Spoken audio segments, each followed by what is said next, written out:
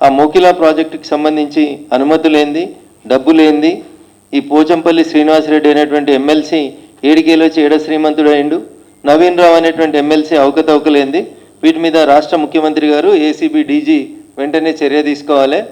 ఇట్లా అడ్డగోలుగా సంపాదించుకొని పైసలతోటి ఇష్టం ఉన్నట్టు చేసుకుంటూ పోతున్నటువంటి ఈ సామ్రాజ్యాన్ని విస్తరించుకునేటువంటి కార్యక్రమాన్ని బంద్ చేసేయాలి.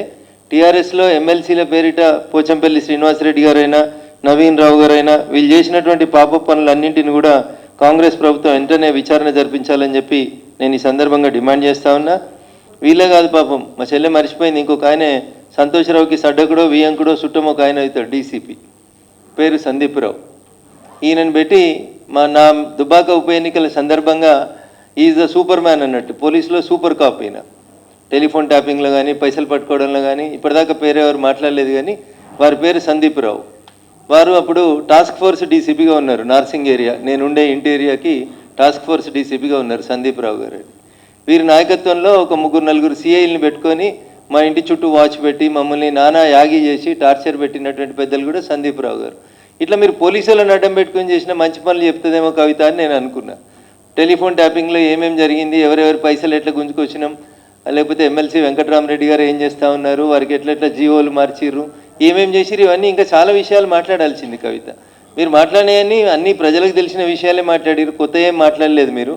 ఇంకా ఏదో మళ్ళీ పార్టీలకు పోదామా వెనుక పోదామా అని ఊగిసలాడుతున్నట్టు కనబడుతుంది తప్ప ఇంకా మీరు నిజాలు మాట్లాడితే ఇంకా చాలా మాట్లాడాలి కదా. మేము ఇవన్నీ మాట్లాడినాయి కదా. రేవంత్ రెడ్డి గారు హరీష్ గారు కలిసి ప్రయాణం చేసింది మాట్లాడినాం, అయోధ్య రెడ్డి గారు ట్వీట్ చేసింది, మీరు మాట్లాడింది ఏం లేదు కొత్తగా. ఇందులో కొత్త కనబడుతున్నాయి ఏమైనా ఒక సంతోష్ రెడ్డి ఆయన కడుతున్న శ్రీనివాస్ రెడ్డి ఆయన కడుతున్న విల్లాస్ తప్ప మీరు కొత్తగా ఏం మాట్లాడినట్టు కనబడతలేరు. కాబట్టి కవిత ఇంకా వేరే విషయాలు మాట్లాడితే బాగుంటుండే. ఇంకా టానిక్ మీద ఎఫ్ఐఆర్ చిన్న విషయం అది. క్లబ్బులు పబ్బులు ఇవన్నీ మీ నాన్న క్లబ్బులు బంద్ చేస్తే మీరు పబ్బులు నడిపినాయి అన్నీ అందరికీ తెలిసినటువంటి విషయాలే కాబట్టి వాటి గురించి పెద్ద చర్చ అవసరం లేదు. కానీ కవిత చెప్పినటువంటి మాటలలో టీఆర్ఎస్ పార్టీ అంతా కూడా అవినీతి పునాదుల మీద విస్తరించబడింది. మా ఎమ్మెల్సీలు ఒక్కొక్కరు 1000 కోట్లకు ఎదిగినరు, 750 కోట్లతోటి వెంచర్ చేస్తున్నాడు ఒక ఎమ్మెల్సీ అంటే అర్థం చేసుకోవాలి మనం ఎంత ఎదిగినారు. నవీన్ రావు గారి అక్రమాలకైతే ఇక అడ్డు అదుపు లేదు. ఆయన చేసినటువంటి అడగోల ఆక్రమణలకి, కూకట్పల్లి పరిసర ప్రాంతాల్లో ఆయన చేసినటువంటి జీవోలకి, వీళ్ళు మార్చిన జీవోలకి, ఇంకా చాలా జీవోలు ఉన్నాయి. చెల్లె మాట్లాడాల్సిన జీవోలు ఏంటంటే కన్జర్వేషన్ జోన్లను ఎట్లా మార్చిచ్చిర్రు మున్సిపల్ శాఖ మంత్రి గారు, అవి మాట్లాడాలి చెల్లె. ఇంకా చాలా విషయాలు మాట్లాడాలి, వాళ్ళ ఎమ్మెల్సీల అవినీతి గురించి మాట్లాడాలి. ఒకటే రోజు కాబట్టి కొంచెమే మాట్లాడిందని అనుకుంటా ఉన్నాను నేను.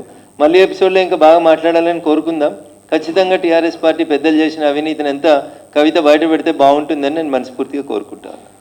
సొంత కుటుంబాన్ని కాపాడుకోవాలనే ఆలోచనని నేను తప్పుపట్టదలుచుకోలేదు. బట్ నేను అడుగుతుంది ఏంటంటే ఈ పోచంపల్లి శ్రీనివాసరెడ్డి చేసిన అవినీతి మీద, నవీన్ రావు గారు చేసినటువంటి అవినీతి మీద మీరు పార్టీలో ఉన్నప్పుడు లేదా మీరు ప్రభుత్వంలో ఉన్నప్పుడు ఎందుకు చర్యలు తీసుకోలేకపోయినారనేది ఒకసారి ఆలోచించాలి. నేను చెప్తాను, ఇంకా పటాన్చెరు ఏరియాలో మీరు చేసినటువంటి కన్వర్షన్ ఆఫ్ ల్యాండ్స్ చెప్తాను, ఐడిఏ బొల్లారంలో మీరు చేసినటువంటి కన్వర్షన్ ఆఫ్ ల్యాండ్స్ చెప్తాం. ఒక జోన్లోంచి ఇంకొక జోన్లోకి మార్చి ఏ ఎమ్మెల్యేల పేరు మీద ఎవరెవరి పేరు మీద మీరు ఎట్లెట్లా చేసిరో అడగోలు మాటలు ఇవన్నీ బయటకు వస్తాయేమో అనుకున్నాం. మీరు మాట్లాడితే ఏం రాలేదు. ఖచ్చితంగా సమయం చూసుకొని మేము కూడా మీరు మాట్లాడినటువంటి మాటలు కాక ఇంకా మిగతా అన్నీ మేము కూడా మీడియా ద్వారా బయట ప్రపంచానికి చెప్పాలనుకుంటా ఉన్నాం.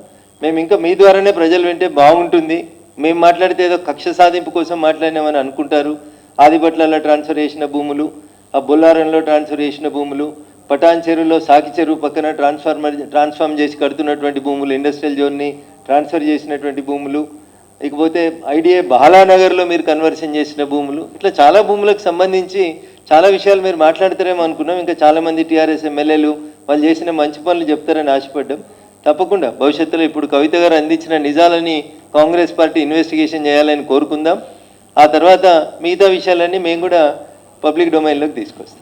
భారతీయ జనతా పార్టీ ఏ రోజు కూడా తన లైన్ దాటి మాట్లాడలేదు. మేము మాట్లాడిన దాంట్లో ఎక్కడ కూడా మేము తప్పు మాట్లాడలేదు. కాళేశ్వరంలో అవినీతి జరిగిందనే మాట్లాడినాం, అంతకుమించి మేము వేరే విషయాలు ఏం మాట్లాడలేదు. కాళేశ్వరంకి సంబంధించినటువంటి అంశంలో కాంగ్రెస్ పార్టీ ఇప్పటికే 2 సంవత్సరాలు వృధా చేసింది అనేది మా భావన.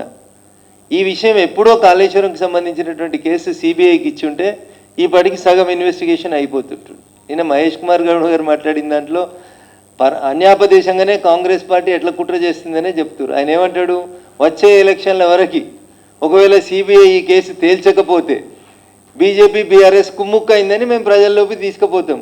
2 ఏళ్ళు మీరు దాచిపెట్టుకోవచ్చు ఫైళ్ళు, 2 ఏళ్ళు మీరు ఇన్వెస్టిగేషన్ పేరిట పక్కకు పెట్టవచ్చు. లాస్ట్ 1 ఇయర్ మాకు కూడా ఎలక్షన్స్ ఉంటాయి కదా. ఇప్పుడేదో సిబిఐకి హ్యాండ్ ఓవర్ చేస్తామని ఇంకా కోర్టు ఏం తెలుస్తుందో తేలనే లేదు.